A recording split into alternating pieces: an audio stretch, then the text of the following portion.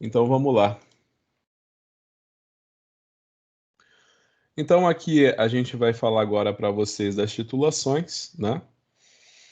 Então aqui a gente tem mais uma vez alguns exemplos, né?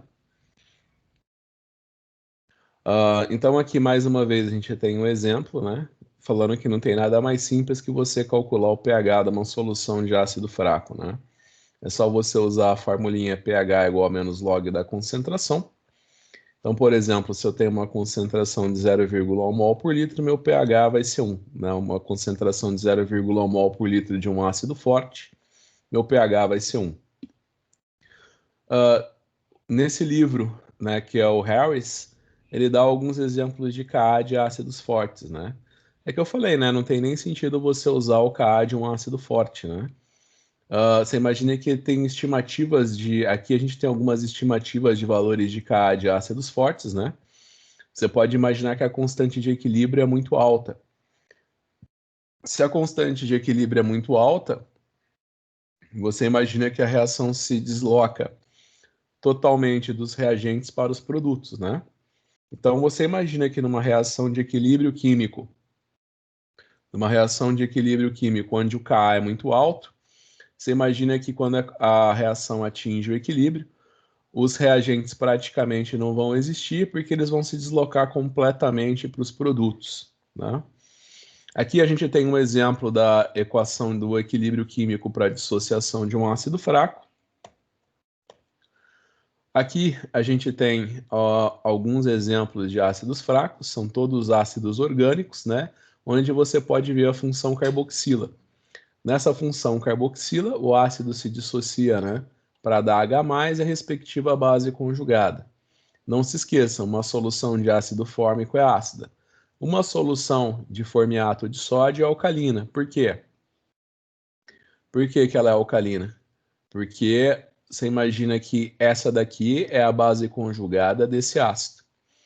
Aqui você tem os valores de Ka, você também representa os valores de Ka como pKa, né? Onde pKa é menos log na base 10 do valor de Ka. Você pode relacionar os valores de Ka e Kb por essas duas equações, né? Ka vezes Kb é igual a Kw e pKa mais pKb é igual a 14, né? Então aqui a gente tem um exemplo bem simples, né? Ele pergunta qual que é o pH de uma solução de ácido clorídrico 10 elevado a menos 3 mol por litro, né? Então, para você calcular o pH dessa solução, é só você fazer pH igual a menos log da concentração de H+, que vai dar 3. Né? Se você quiser saber o pOH de uma solução que tem pH 3, é só você usar essa relação pH mais pOH é igual a 14 para determinar o valor de pOH. Aqui a gente tem um exemplo de um ácido poliprótico, né? Nesse caso, esse ácido, né, que é o fosfato de piridoxila, né, também conhecida como vitamina B6, existem 6 funções ionizáveis, né? Então você imagina que no fosfato de piridoxila, também conhecido como vitamina B6, existem 6 funções ionizáveis. Você imagina que assim que você tira o primeiro próton, se torna cada vez mais difícil você tirar o segundo, o terceiro e o quarto. Então você pode observar que os valores de Ka da vitamina B6, à medida com que ela vai se desprotonando, fica cada vez mais difícil tirar os prótons, né? Então você imagina que o primeiro próton da vitamina B6 é muito fácil você retirar, e o último próton, né, que é dessa função aqui, né, você imagina que é uma amina protonada, já fica mais difícil você tirar o próton, né? Ele já vai ter ele vai ter ele vai ter uma constante de equilíbrio bem pequenininha, né? Quer dizer que a reação se desloca muito pouco dos produtos para os reagentes, né? Uma coisa que é bem interessante, que é importante que vocês se lembrem, lembra quando a gente viu, lembra quando a gente viu na química geral as substâncias, a gente viu substâncias moleculares e substâncias iônicas, né? Eu falei no primeiro momento para vocês que todas as substâncias moleculares, né, aquelas que têm ligações covalentes, o ponto de ebulição dessas substâncias covalentes é relativamente muito baixo quando comparado com os dos sais iônicos, né? Por exemplo, você imagina que o cloreto de sódio, ele tem um ponto de ebulição muito alto, acima de 1000 graus Celsius, né? Enquanto as substâncias orgânicas, na grande maioria, vai ter um ponto de ebulição menor do que 100 graus Celsius. Você tem que ter em mente o seguinte, por exemplo, o ponto de ebulição de uma base orgânica é baixo. Agora, se ela reagir com ácido e formar um sal, então você vai ter um sal de uma base orgânica, aí o ponto de ebulição aumenta muito, né? Então, por exemplo, a amônia. A amônia, nas condições normais de temperatura e pressão, ela é um gás. Então, a amônia é um gás. Aí você vai falar, professor, mas eu já vi no laboratório frascos escrito amônia. É a mesma coisa que acontece com ácido clorídrico, né? Você borbulha a amônia em água para você poder trabalhar com ela em solução aquosa, né? Você tem amônia dissociada em água, né? Você pode imaginar, se você abre um frasco de amônia, né, apesar da... não é amônia líquida, né? Porque se fosse amônia pura, ia ser um gás, né? Você abre um frasco de amônia, você já começa a sentir aquele cheiro irritante, né? Você imagina que você abre o frasco, você já sente aquele cheiro irritante, é porque o gás está escapando da solução aquosa, né? Então, assim, é uma coisa, eu sempre dou esse exemplo, né? Então, por exemplo, no caso da cocaína, né? Por exemplo, você sabe que a cocaína vem das folhas de coca. Essa daqui é a estrutura da cocaína, né? Se você for lembrar lá dos nossos conceitos de química geral, né? Eu vou falar, você vai até antes mesmo da química geral, né? Você pode até imaginar aquela química que você tinha no ensino médio, quando o professor falava assim que igual dissolve igual, né? Então, por exemplo, você tem gasolina, né? Você só tem ligações covalentes na gasolina. A gasolina é totalmente apolar, né? Você tem o isoctano, por exemplo. Você não consegue dissolver gasolina em água. Por quê? Porque a gasolina é apolar e a água é polar. Então, se você mistura gasolina e água, você vai ter uma mistura heterogênea com duas fases. Por que que a gasolina não mistura com a água? Porque a gasolina é apolar e a água é polar. A mesma coisa acontece se eu misturo água e óleo. Você imagina que o óleo é apolar e a água é polar. Então, se você misturar água e óleo, você vai ter uma mistura heterogênea. Então, você pensa o seguinte: se você pega, quando o pessoal prepara a cocaína, né? Extrai a cocaína das folhas da coca, você imagina o seguinte: olha aqui quanta função orgânica, né? Quanta ligação apolar existe na cocaína. Você imagina que a cocaína ela é bem apolar, né? Então você imagina que a cocaína não se solubiliza de jeito nenhum em água. Então o que que o pessoal faz? Eles acidificam, né? Então eles colocam as folhas de coca em água e jogam ácido sulfúrico, né? Ou ácido clorídrico, né? Em especial ácido clorídrico. Quando você reage a cocaína com ácido clorídrico, olha aqui a função amina. Eu não falei para vocês que as bases orgânicas têm a função amina, né? Quando você substitui os hidrogênios da amônia por radicais orgânicos, você tem a classe das aminas. Então você olha aqui e você pode ver que a cocaína nada mais é do que uma amina terciária, né? Uma amina terciária por quê? Porque você substituiu os 3 hidrogênios da amônia por radicais orgânicos, né? Então aqui você tem a cocaína é uma amina terciária, né? Então você sabe que toda base vai reagir com H+, né? Então, quando o pessoal quando o traficante, né, ele joga as folhas de coca na água e depois ele joga ácido clorídrico por cima, ele protona a função amina da cocaína, né? Então, nesse momento, essa base orgânica vira um sal, né? Essa base orgânica ela vira um sal, né? Então, você imagina que quando a base orgânica é protonada, ela adquire uma carga positiva. Se ela adquire carga, a polaridade dela aumenta muito, né? Você imagina que aqui você tem ligações apolares, tá bom que você tem algumas ligações polares, né? Ligação carbono ao oxigênio, mas mesmo assim, essa daqui é uma estrutura bem apolar. Quando ela é protonada, ela adquire uma carga positiva, né?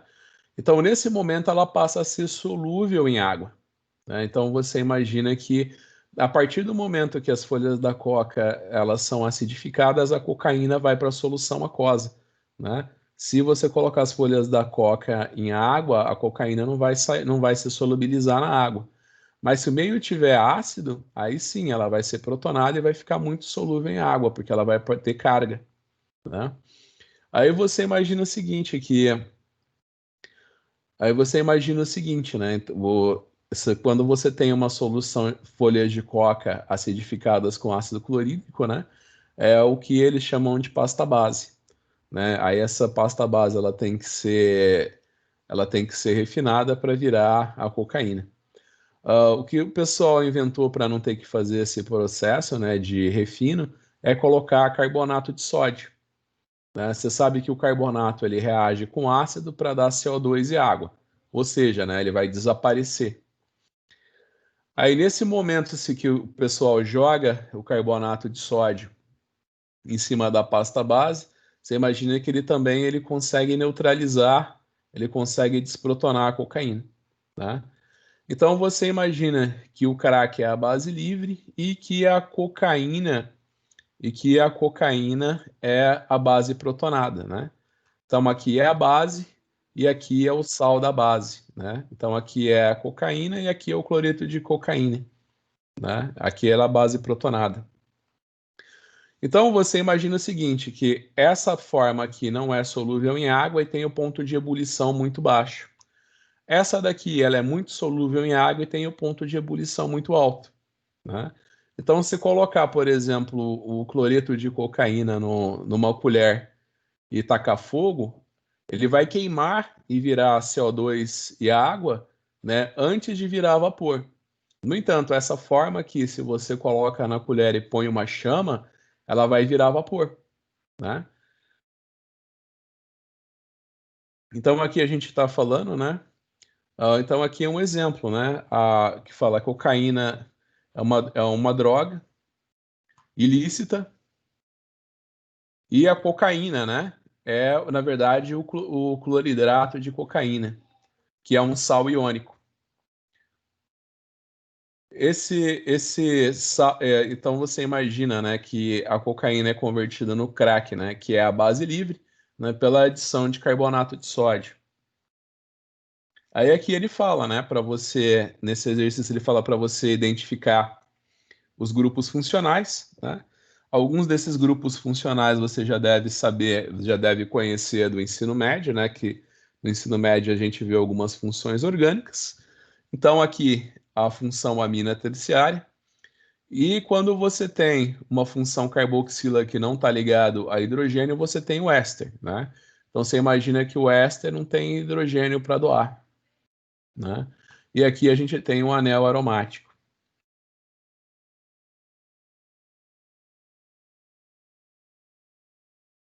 Então ele fala para você olhar para essas duas estruturas, né?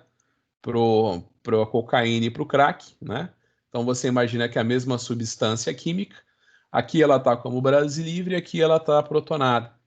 Aí ele te pergunta qual dessas duas espécies tem o maior ponto de ebulição. Aí você sabe, né, que a base livre vai ter um ponto de ebulição. Você imagina o seguinte, que a base protonada ela vai ter um ponto de ebulição muito maior do que a base livre, né? Afinal de contas, aqui ela é um sal, né? Então você imagina que o ponto de ebulição dessa espécie, né, vai ser muito maior que o ponto de ebulição dessa espécie. Aí ele te pergunta qual dessas espécies é mais solúvel em água, né? Você imagina que essa espécie aqui tem carga, né? A cocaína, né? O cloreto de cocaína tem carga, enquanto esse daqui não tem carga. Então você imagina que essa espécie aqui é muito mais solúvel em água, né? Então é por isso que essa espécie aqui ela é cheirada ou injetada, enquanto essa espécie aqui ela pode ser fumada, né? Então ele fala, né? Você pode usar os seus conhecimentos de química, né? Para dizer por que que o crack ele é fumado e por que que a cocaína pode ser injetada, né? Então é justamente por isso. Você imagina que se a cocaína for levada à chama, ela vai queimar antes de virar vapor, porque o ponto de ebulição dela é muito alto. Enquanto o crack tem um ponto de ebulição muito menor, né? Se ele for aquecido, ele vira vapor. Por isso que essa forma pode ser fumada e essa não. Por um outro lado, essa forma aqui, o crack, ela é muito, onde a cocaína está como base livre, tem muito baixa solubilidade em água. Você imagina que essa espécie aqui não dissolve em água, enquanto essa daqui dissolve bastante em água, né? Então, por causa disso, essa espécie aqui ela é injetada. Essa daqui não poderia ser injetada porque ela não se dissolve em água, né? Só alguns exemplos, né, para vocês lembrar como a coisa funciona. E aqui a gente tem mais um exemplozinho. Então você imagina que a gente chega aqui no slide de número 107.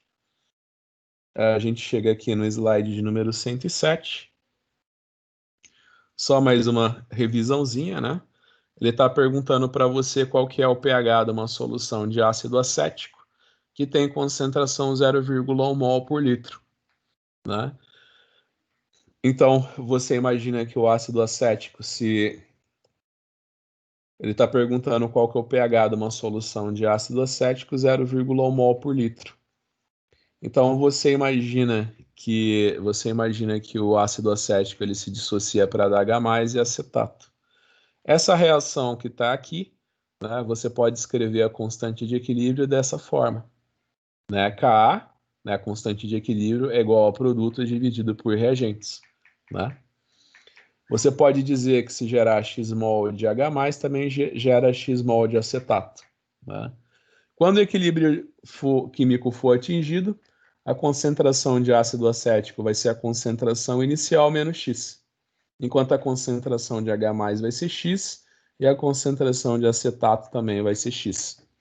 Se você substituir isso daqui na equação do equilíbrio químico, você tem a constante de dissociação ácida igual a x² dividido por F menos X. Para você calcular o valor de X, que no caso é a concentração de H+, você tem que resolver uma equação de segundo grau. Mas como se trata de um ácido fraco, né? Olha aqui, você tem o valor de Ka da ordem de 10 a menos 5, né? Você imagina que é uma constante de equilíbrio pequena. Quando você tem uma constante de equilíbrio pequena, você imagina que a reação se desloca muito pouco dos produtos para os reagentes. Então eu posso fazer uma boa aproximação. Eu posso fazer aqui uma boa aproximação fazendo que F menos X é praticamente igual a F, né? Então é só eu resolver isso daqui que eu calculo a concentração de H+ e o pH, né? Nesse caso aqui, ele calculou a concentração de X, que é a concentração de H+. Depois ele fez menos log na base 10 de a concentração de H+ para achar o pH. Mas a gente poderia achar o pH dessa solução simplesmente usando a formulinha que eu mostrei para vocês, né? Que inclusive está deduzida aqui nesse slide, né? Então aqui eu estou mostrando. Você tem pH que é igual a pKa menos log de F dividido por 2, né?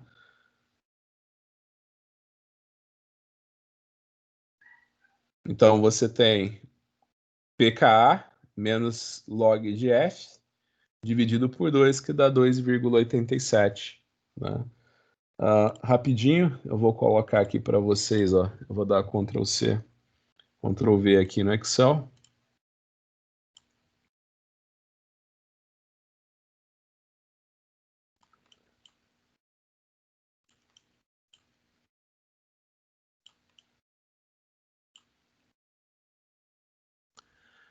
Então, ó, ele falou que o Ka do ácido acético, nesse exercício ele está falando que o Ka do ácido acético é de 1,8 vezes 10 a menos 5, né?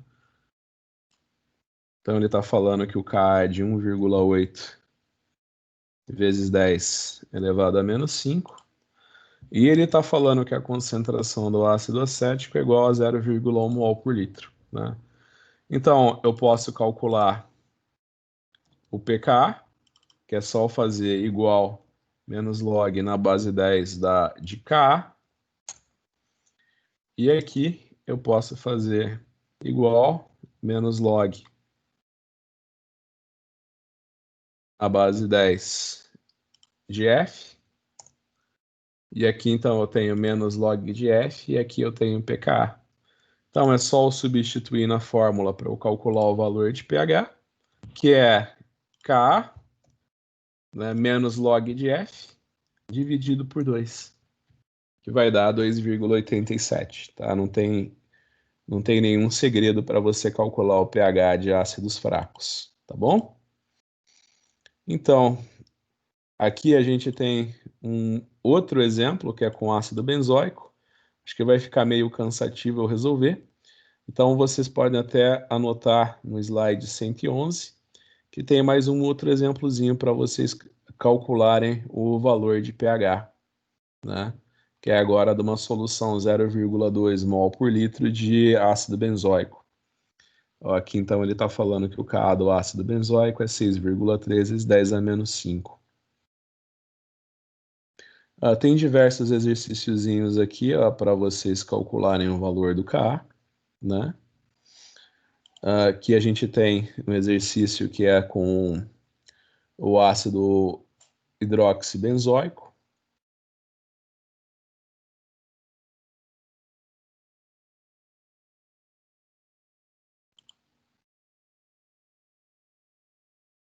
Aqui a gente tem um outro exemplo. Determine o pH de uma solução de cloreto de trimetilamônio, né? Você imagina que a trimetilamina é uma base, né? Você imagina que o cloreto de trimetilamônio é o ácido conjugado dessa base, né? Então, para você calcular o pH dessa solução, não tem erro, é só você usar essa formulinha, né? Aqui você coloca o valor de pKa e aqui menos log na base 10 da concentração, que é 0,05, né? Você imagina que porque nesse caso aqui a concentração é menor do que 1. Quando eu tiro log de um número que é menor do que 1, o que acontece? Esse valor fica negativo, né? Então fica menos com menos mais. Então você tem 9,8 mais 1,13, dividido por 2 vai dar 5,5 pH dessa solução. Aqui a gente tem um outro exemplo, né? Qual é o pH de uma solução de cocaína de pH 0,01, né? Então é o que eu falei, né? A cocaína, ó, a cocaína é uma base orgânica, ela tem um Kb de 2,6 vezes 10 elevado a menos 6. Qual seria o pH dessa solução de base fraca? Como você calcularia o pH dessa solução de base fraca?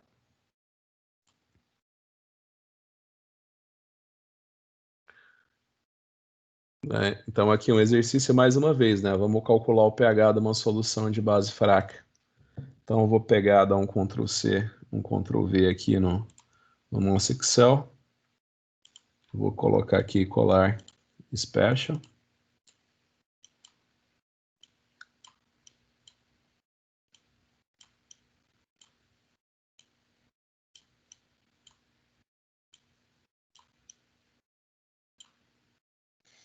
Então não tem erro, né? A gente já viu a formulinha.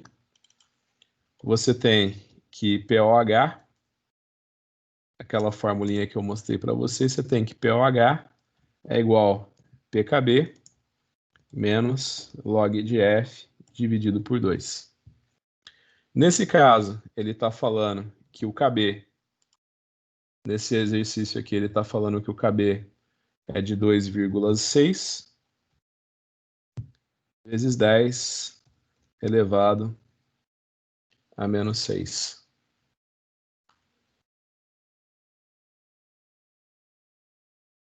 E ele está falando que a concentração da cocaína é igual a 0,01.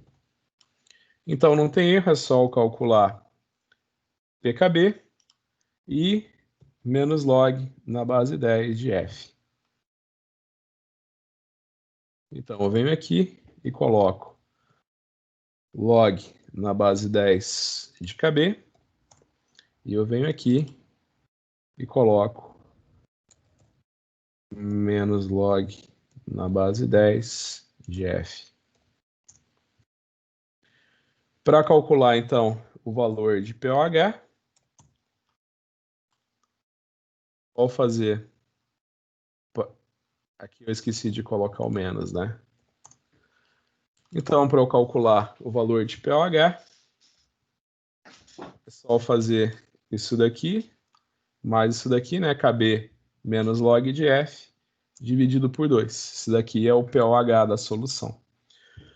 Como eu não perguntei o valor de pOH, eu perguntei o valor de pH, basta a gente fazer 14 menos pOH para a gente achar o pH dessa solução, né?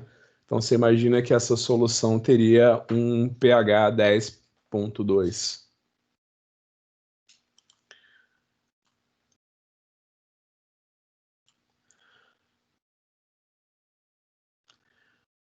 Aqui a gente tem mais um exercíciozinho para revisar bem o conceito, né?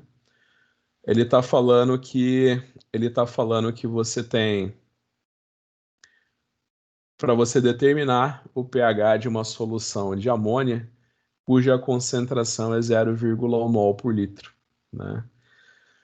Então, por exemplo, aqui o que acontece muito é o seguinte: quando você vai ver as tabelas no final do livro, né, nos apêndices que tem os valores de Ka, as tabelas te dão os valores de Ka, mas não te dão os valores de Kb, né? Então você tem que converter os valores de Ka em valores de Kb, né? Então, por exemplo, nesse exercício, esse daqui é o exercício do slide 119, vou dar um Ctrl+C, um Ctrl+V aqui no Excel, para ficar registrado para vocês.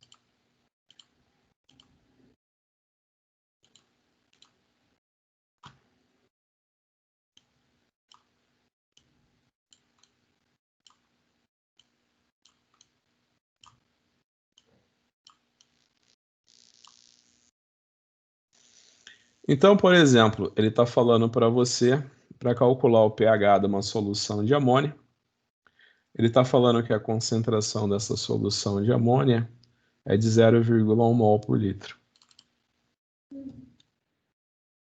Se você for, aí no caso desse exercício, ele falou para você achar o valor de pKb através do apêndice. Se você for no apêndice de qualquer livro, não vai ter o valor de pKb nem o valor de Kb. Vai ter só os valores de Ka e de pKa, né? Então, por exemplo, o pKa do amônio é de 9,245.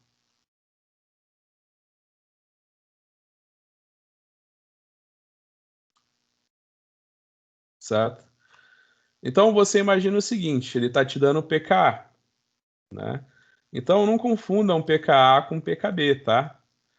O pKa é quando o amônio se dissocia em água para dar amônia mais H+, né? Isso daqui é o Ka.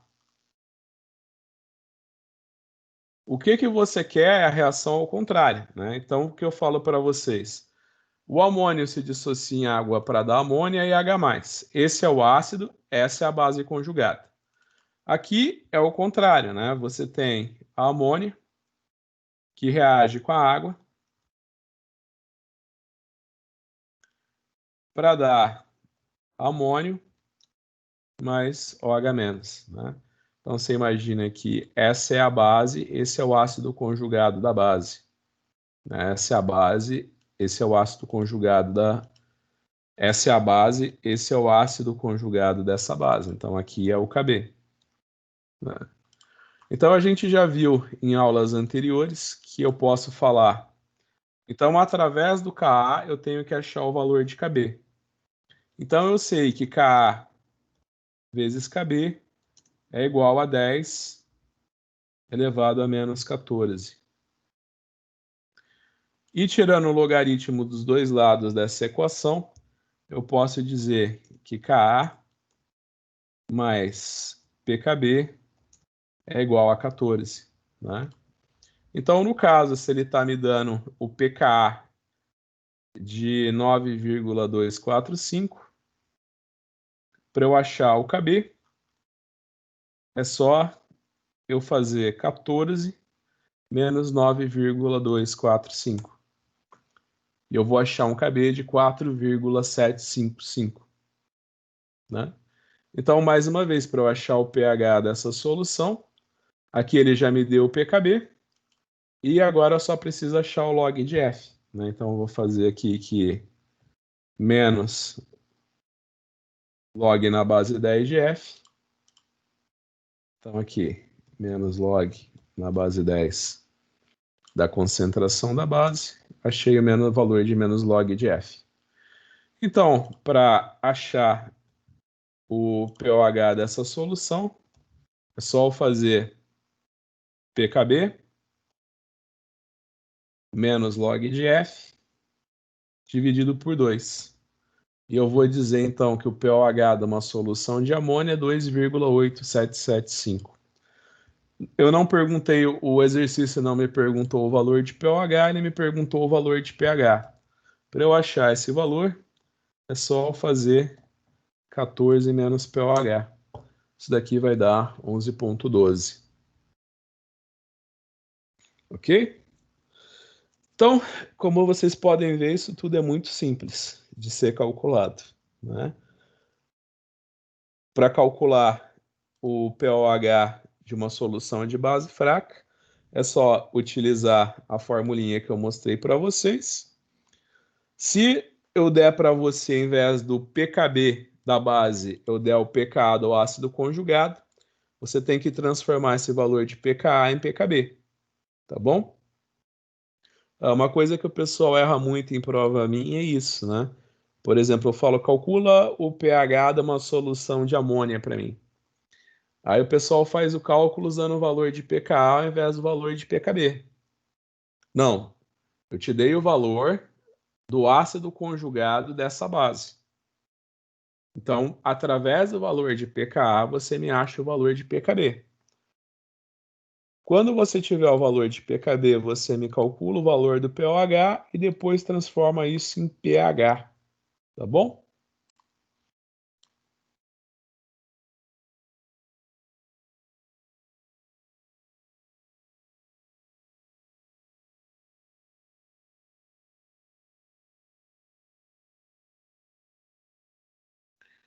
Então aqui, ó, esse exercício eu resolvi aqui, ó, no slide de número 120.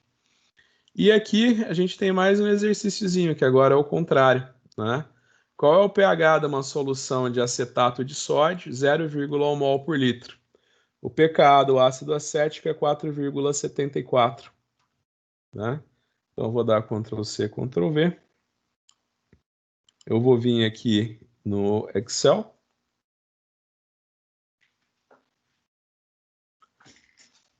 Eu vou vir aqui no Excel. Eu vou dar Colar Special. E aqui eu vou colocar JPEG. Então aqui é a mesma coisa que no exercício anterior. Eu não estou desde o começo do nosso curso, na semana passada, falando que uma solução de ácido acético é ácida, obviamente. No entanto, o ácido acético se dissocia em água para dar H+, e acetato. O acetato é a base conjugada do ácido. Então, se você tem uma solução da base conjugada, essa solução vai ser básica. Então, se você tem uma solução de acetato de sódio, essa solução vai ser básica, vai ser alcalina, porque o acetato de sódio é a base conjugada do ácido acético. Então, por exemplo, nesse exercício, eu estou dando para vocês o valor de pKa do ácido acético, que é 4,74. Tá? Então, por exemplo, você tem o pKa do ácido acético, que é 4,74. Então, você imagina que esse pKa é da reação, né, do ácido acético se dissociando em água para dar H+, mais acetato. Só que eu quero, na verdade, para resolver esse problema, eu preciso do Kb do acetato, né? A reação que está acontecendo é o quê? Que reação que está acontecendo? Acetato reage com a água para dar acético mais OH-. Né? Então você tem que calcular o pKb dessa reação. Para você calcular o pKb dessa reação é muito simples. É só você fazer pH mais pOH, que é igual a 14. Desculpa, pKa mais pKb, que é igual a 14. Né? Então, para você determinar o pKb do acetato, é só você fazer 14 menos 4,74. Você vai ver que o pKb do acetato é 9,26. Né? Então, você tem que calcular para mim o pOH utilizando a relação, né? Então, você imagina que aqui a concentração é 0,1 mol por litro. Então, você vai dar para mim que o pOH dessa solução é pKb menos log de F, né, que vai ser menos 1 mais menos 1 mais 1, dividido por 2. Então, eu determino que o pOH de uma solução de acetato de sódio é 0,1 mol por litro, né? Ó, a concentração da base é 0,1 mol por litro. Então, para eu calcular o pH dessa solução, é só eu fazer 14 menos pOH.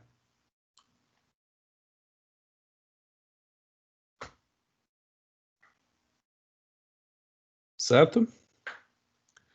Bem, então já ficou bem revisada essa parte de calcular pH de ácido fraco e base fraca, e também calcular pH de ácido forte e calcular pH de base forte. Né?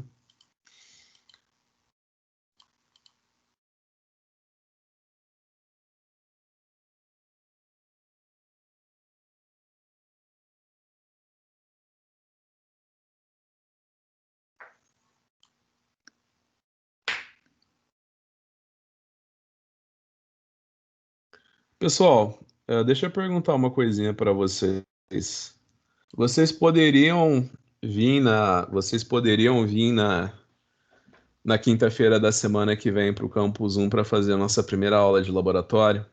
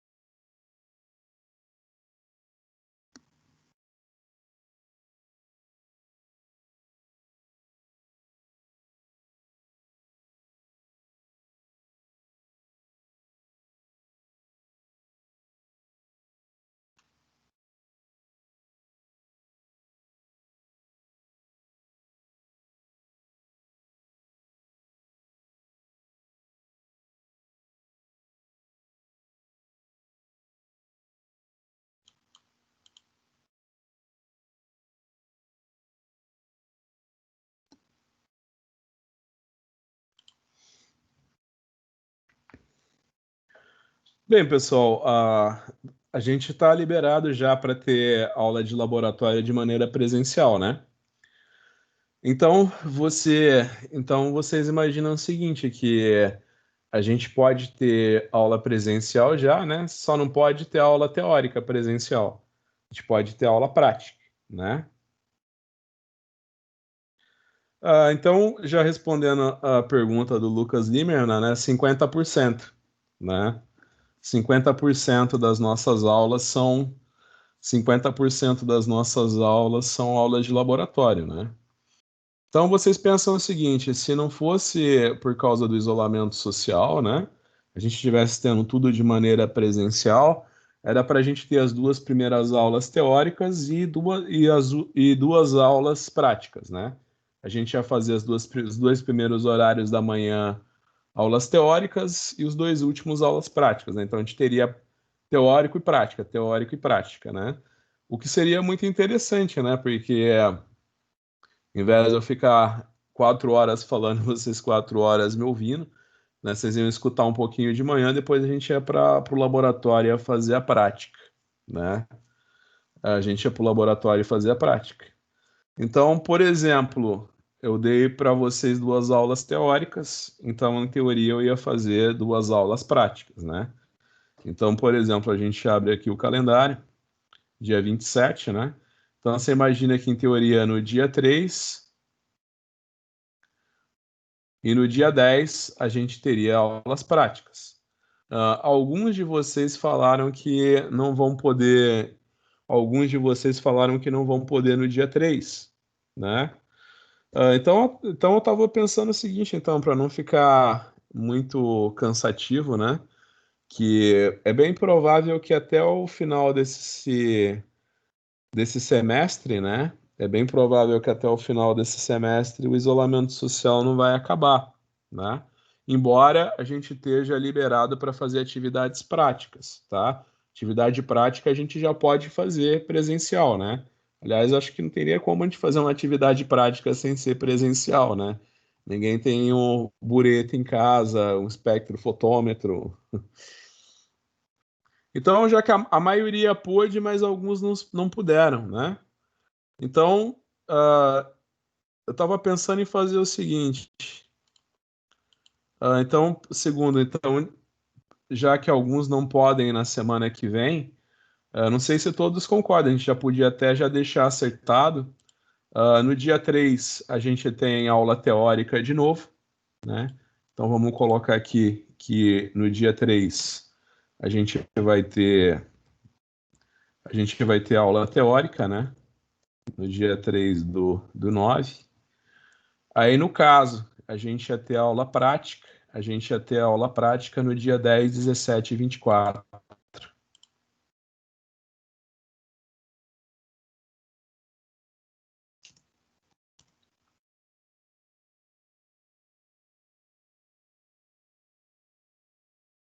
Já queria até já deixar acertado com vocês, né? Eu já queria já deixar acertado com vocês isso daí.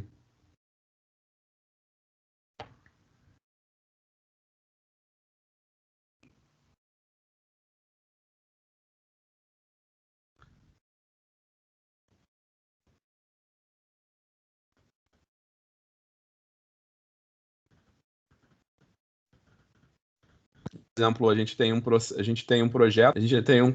de no dia 2 de setembro voltar até de outubro, né? Tem um projeto no dia 2 de outubro de no dia 2 de outubro da gente fazer tudo de maneira de presencial. Então vocês vêm para a FURB, assiste a minha aula presencial, depois a gente vai para o laboratório e faz a prática de laboratório, né? Ah, Só que é o que eu falei, né? Se eu for esperar até o dia 2 de outubro, né? Para a gente começar a fazer os laboratórios, acho que vai ficar meio cansativo, né? A gente passa. E é o que eu falo, às vezes eu vou explicar para você o que é uma titulação com permanganato, né? Eu vou explicar para vocês o que é uma titulação com permanganato. Às vezes eu falo meia hora, tu não entende. Ah, eu chego no laboratório e falo, ó, põe o permanganato na bureta e vamos fazer a titulação. Em 5 minutos você entende, né? Então, assim, às vezes é muito difícil você visualizar o que eu estou explicando, né? Eu estou falando eu estou só falando, né? Mostrando slide. Para você, às vezes é meio difícil você entender o que eu estou falando. Agora, se você vai para o laboratório, você pega os reagentes, você faz a prática, talvez o que você não entendesse em 2 horas de explicação, em 10, 15 minutos de prática, você já entendeu muito bem, né? Bem, a recomendação que me passaram era para, de maneira alguma, eu prejudicar os alunos, né? Então, assim, se tiver alguém que não mora em Blumenau e não puder vir, né? ah, eu não vou dar falta, né? Eu não vou dar falta, mas o chato é que tu não vai ter aula, né? Não teria como tu vir mesmo no dia 10, 17 e 24? Bem, quem não vir nos laboratórios, eu não vou dar falta. Eu não vou dar falta, né? Mas eu acho que seria muito importante vir para ver como é que funciona, né? Para a gente se ver, né? Para a gente fazer as atividades, né? Seria muito interessante, né? Eu posso até dar um jeito de.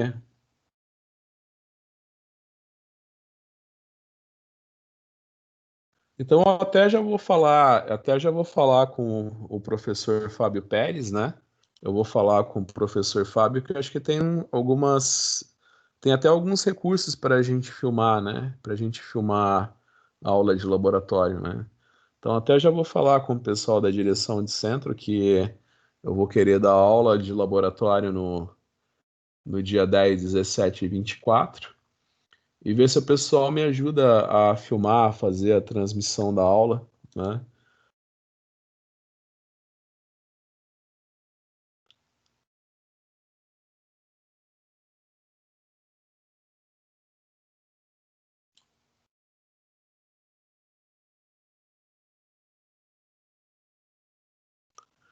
Mas o transporte municipal não vai voltar na.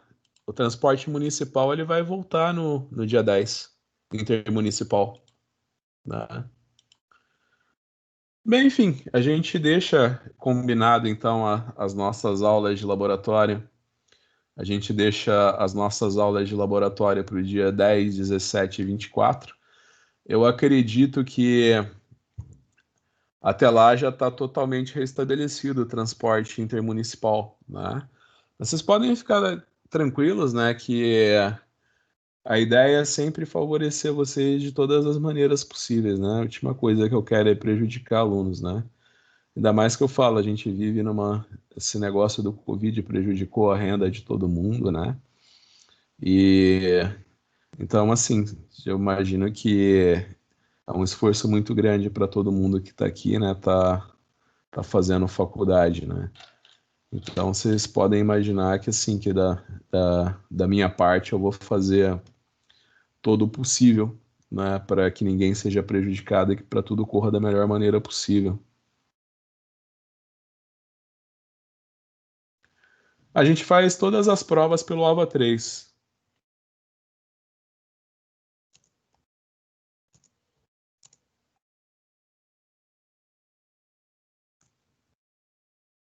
Todas as provas a gente faz pelo AVA 3, né? Você imagina que é uma prova de múltipla escolha, né? É um banco de questões com 70, 80 questões. O AVA sorteia de 10 a 15 questões para ti, né? Então você imagina que na classe vão ter pessoas que vão ter questões iguais na prova, mas a maior parte, mas todo mundo vai ter provas diferentes, né? Cada aluno recebe uma prova diferente. Não, no laboratório eu nunca faço provas, né? Eu sempre faço questões das aulas de laboratório, né? Mas prova prática eu não faço. Até porque às vezes tem um ou outro aluno que, ao dar algum probleminha na prática dele, ele acaba pegando valores, obtendo valores bem diferentes do que era esperado, né? Então, se eu fosse avaliar só por aquele resultado, assim, eu ia ter. a classe inteira tirando 10 e um grupo tirando 0, né? Aí fica chato, né? Então eu prefiro cobrar só... Eu cobro a parte de laboratório na prova teórica, né?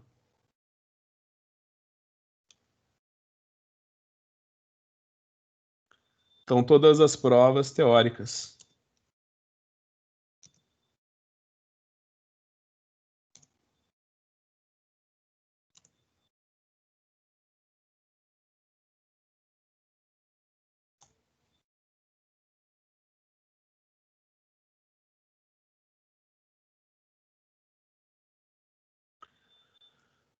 Bem, então vamos lá.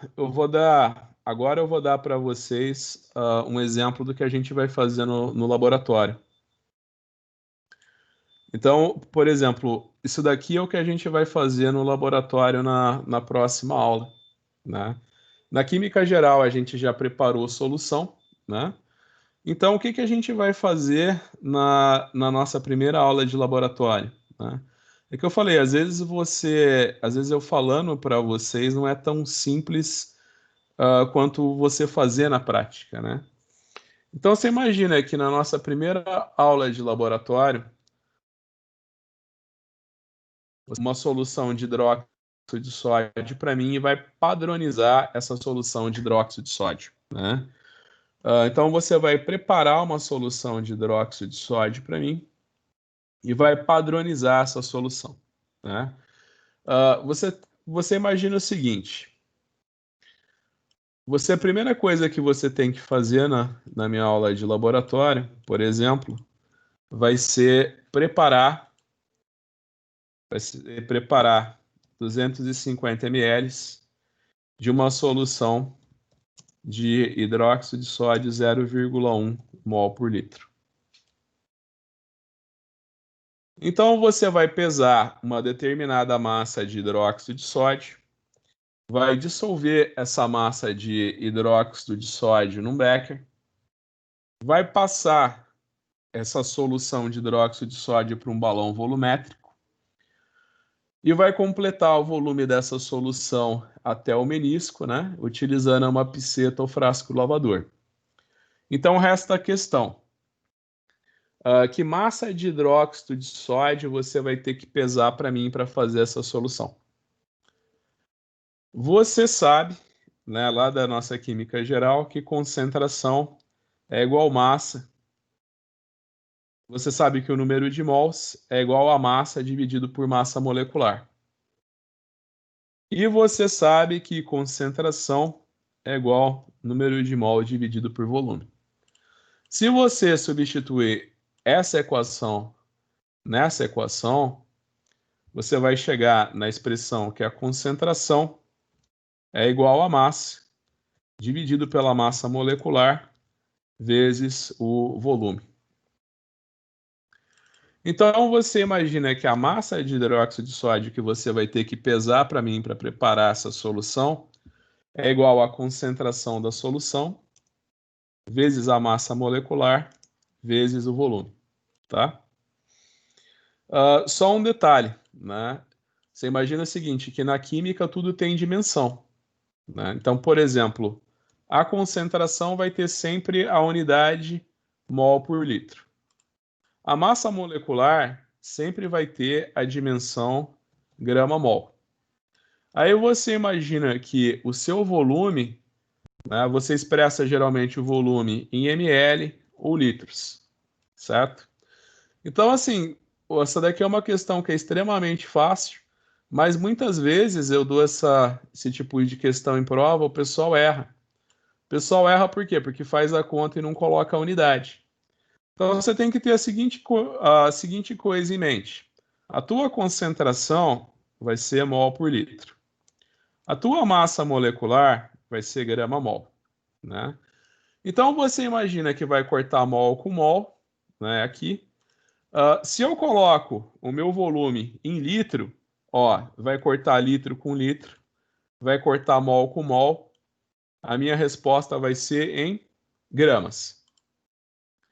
Se eu colocar o meu volume em ml, ó, que massa que eu tenho que pesar para preparar minha solução?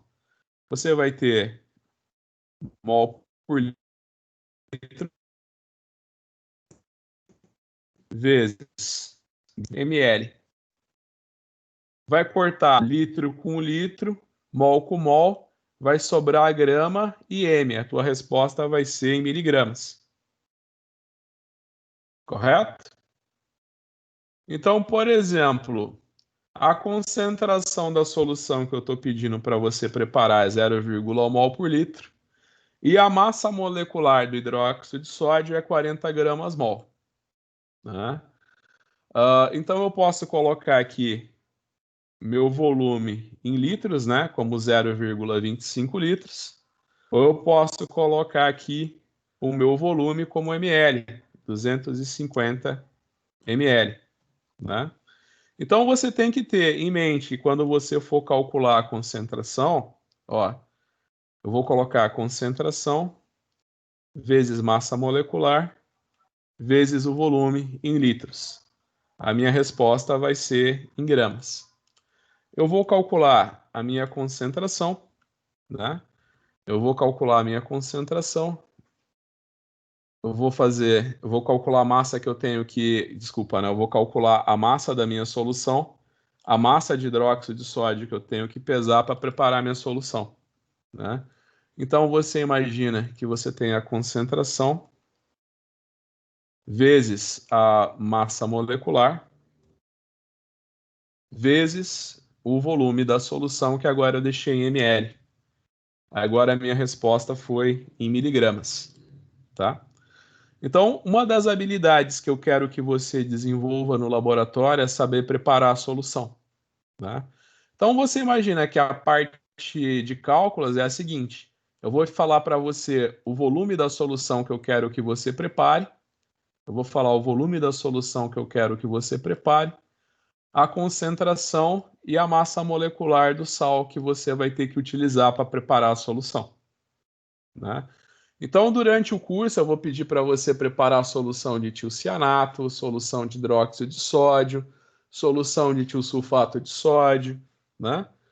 Como que você vai preparar essas soluções? Você vai pesar a massa do sal, vai dissolver em água, vai transferir para o balão volumétrico do volume que eu pedi para você preparar a solução e vai completar até o menisco, né? Então, isso daqui chama preparo de solução através da dissolução de reagentes sólidos, né? Esse daqui é preparo de solução através da dissolução de reagentes sólidos.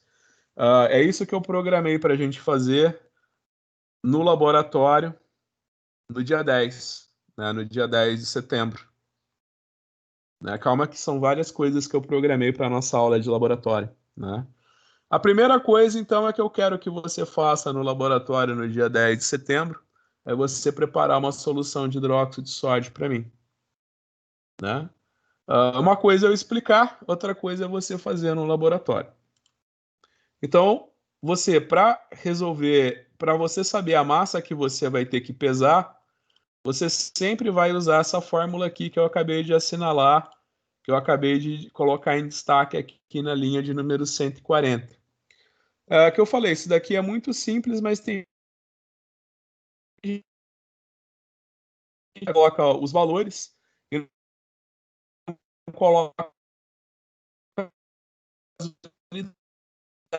Uma vez eu dei essa aula, quando eu vi o cara estava tendo pesar um de hidróxido de sódio em vez de 1 grama. 300 vezes 0,1 vezes 40 deu 1.000, né?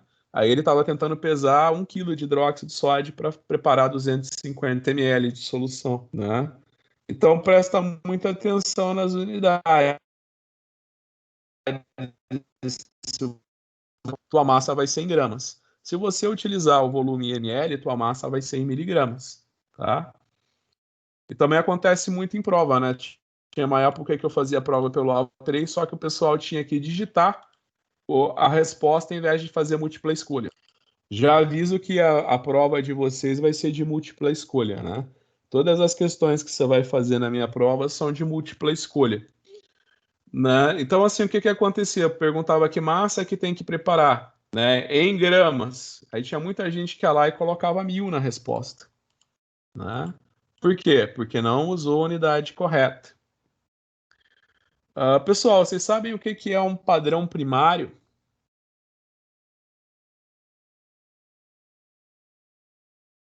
Vocês sabem o que é um padrão primário?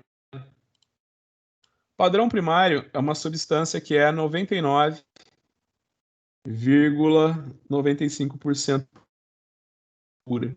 Então, quando eu pedir para vocês preparar uma parte do que vocês vão pesar é a água. Por quê? Porque o hidróxido de sódio não é um padrão primário,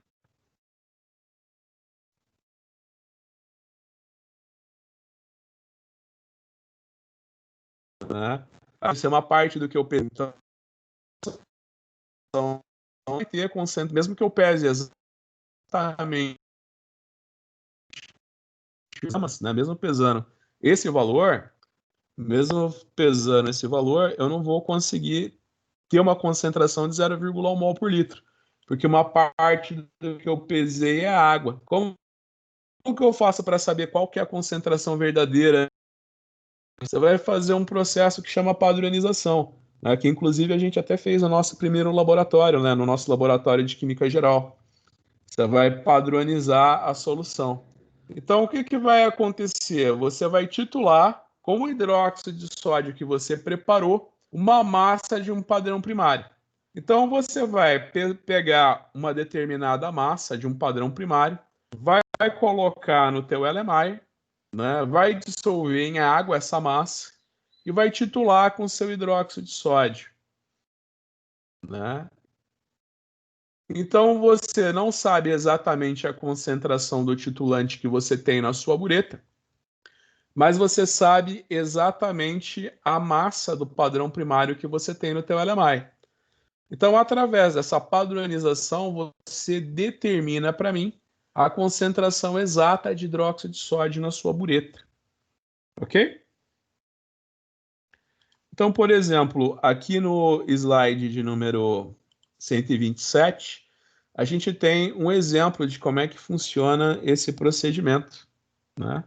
Vou colocar aqui. O fitalato ácido de potássio tem uma massa molecular 204,22 gramas por mol. Uma acadêmica do curso de biomedicina adicionou 501 miligramas de fitalato ácido de potássio a um LMI. Em seguida, adiciona 100 ml de água de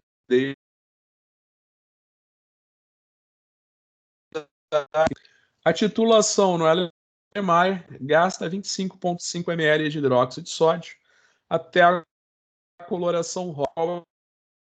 Qual é a concentração do hidróxido de sódio? Então, qual seria a concentração do hidróxido de sódio?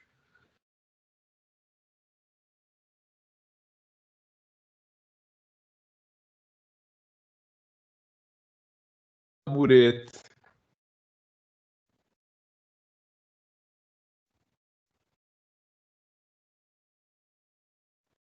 Você preparar não vai ter a concentração que você acha. Por quê? Porque o hidróxido de sódio não é um padrão primário. Uma parte do que você pesou é água. Então, para você me dizer exatamente qual que é a concentração do hidróxido de sódio que está na tua bureta, você vai pegar teu LMI e no teu LMI você vai colocar no seu LMI, você vai colocar um padrão primário.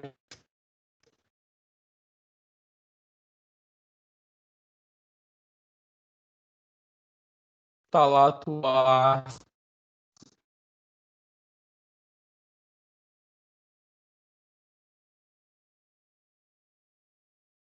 potássio, o KHP, que é essa estruturinha que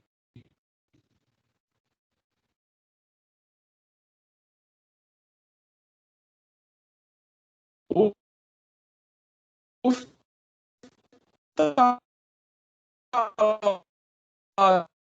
ácido de potássio é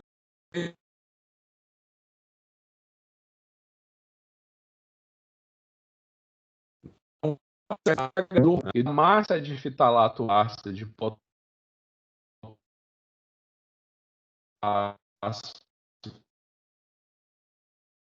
você vai titular, você vai me registra o slide número 124. Você vê que quando fizer a história, né, se agora não está muito claro para ti, você vai ver como vai ficar claro quando a gente fizer no laboratório. Então, eu vou dar um Ctrl+C, um Ctrl+V aqui. Dar Ctrl+C, Ctrl+V aqui no Excel.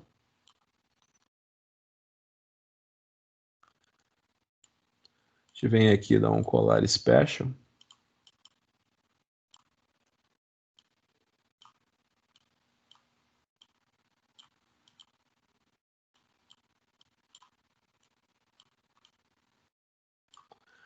Então você pensa que você vai ter uma reação, a reação é a seguinte. Você tem o fitalato ácido de potássio, que vai reagir com o hidróxido de sódio, para dar o fitalato de sódio e potássio e água. H2O.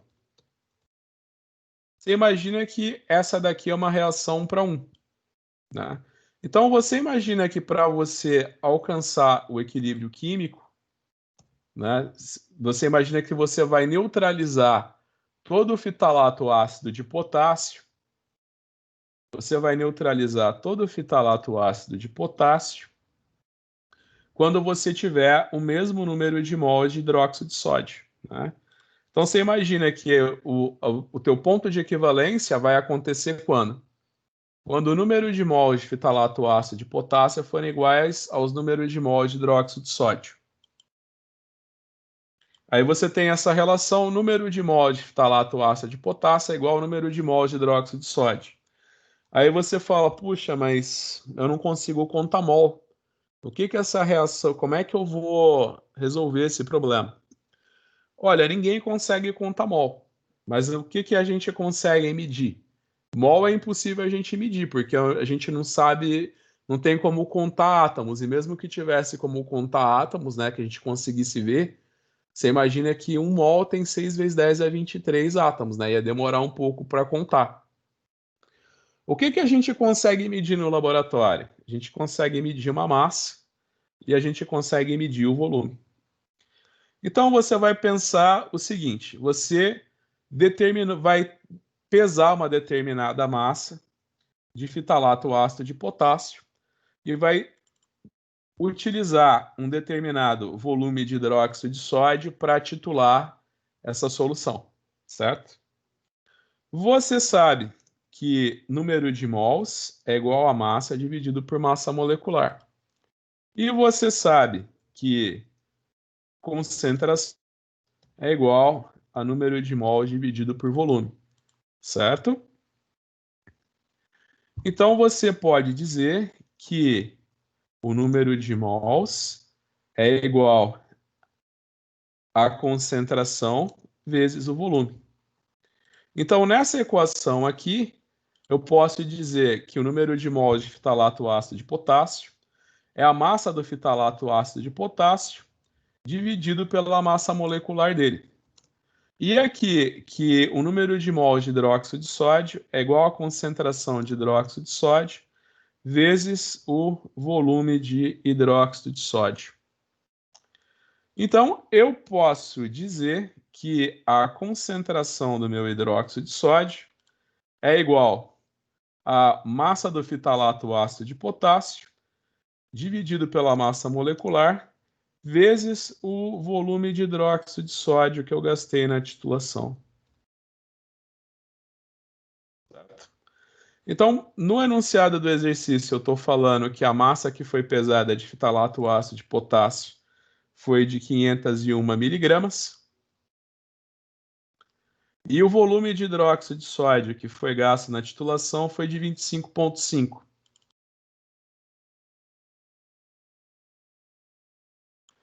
E eu estou falando que a massa molecular do fitalato ácido de potássio é de 204,22 grama-mol, né? Então você pode observar nessa equação, ó, que aqui você tem a massa em miligramas e o volume em ml. né? E a massa molecular é grama por mol. Então, vai cortar grama com grama, m do miligrama com m do ml. E a tua resposta vai ser em mol por litro. Então, para eu determinar a minha concentração, é só fazer a massa do fitalato ácido de potássio. É só fazer a massa do fitalato ácido de potássio dividido pela massa molecular do fitalato ácido de potássio vezes o volume de hidróxido de sódio que foi gasto na titulação.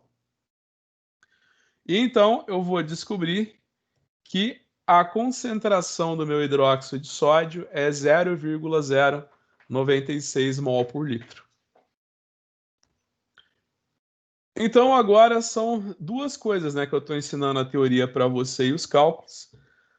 Então você imagina que isso daqui que a gente fez, né, nesses dois últimos exemplos, né, você pode pegar as linhas 135 a 173 desse arquivo do Excel e você também pode pegar você pode pegar o slide 122 e o slide 124 dessa apresentação. São duas habilidades que eu estou explicando para vocês e eu quero que vocês façam isso para mim no laboratório, né? Calma que são 4 horas de laboratório, a gente vai fazer um monte de experimento lá no dia... A gente vai fazer um monte de experimento lá no dia 10 de setembro, né? Então, as duas primeiras coisas que eu quero que você faça para mim no dia 10 de setembro é preparar uma solução através da dissolução de um reagente sólido. Uma vez que essa solução foi preparada, eu quero que você padronize essa solução. O que é padronizar a solução? É você me dizer a concentração exata dessa solução, tá bom? Pessoal, então a gente pode voltar ali umas 11h05. A gente pode voltar umas 11h05 e ficar até o meio-dia para encerrar a nossa aula. A gente faz mais um intervalinho agora, nos 15 minutinhos, tá bom?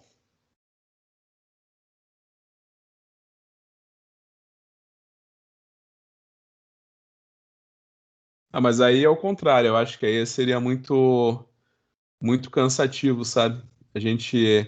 Porque vocês têm metade das minhas aulas de laboratório, né?